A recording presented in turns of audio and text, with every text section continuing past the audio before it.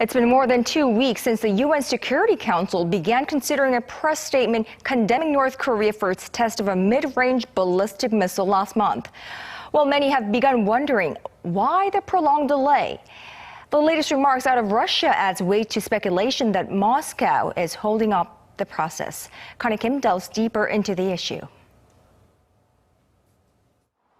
Russia has been pressuring North Korea to refrain from military activity and has called on South Korea and the U.S. to do the same as it holds up adoption of a UN Security Council press statement condemning North Korea's launch of mid-range ballistic missiles last month. The statement has been delayed for more than 2 weeks. Speaking at a regular briefing on Thursday, Russia's Foreign Ministry spokesperson Maria Zakharova said Moscow supports the current UN sanctions against Pyongyang for its nuclear and missile launches.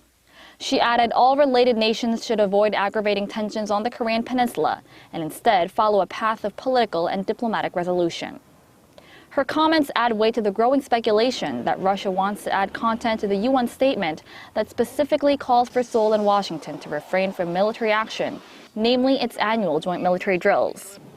Russia's ambassador to the UN, Vitaly Churkin, had previously said Moscow proposed the same, leading to assumptions that Russia is trying to link North Korea's provocations to the military exercises between South Korea and the U.S.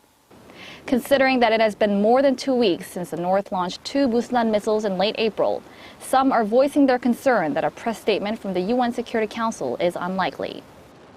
Russia and China are trying to turn the current situation towards dialogue, so additional sanctions or a statement condemning the North does not look easy. There have been 5 press statements this year condemning North Korea's provocations, pushing up tensions in the region. A growing number of analysts in Seoul say China and Russia are concerned about the mounting pressure on the North, which could lead to more instability in Pyongyang. Connie Kim, Arirang News.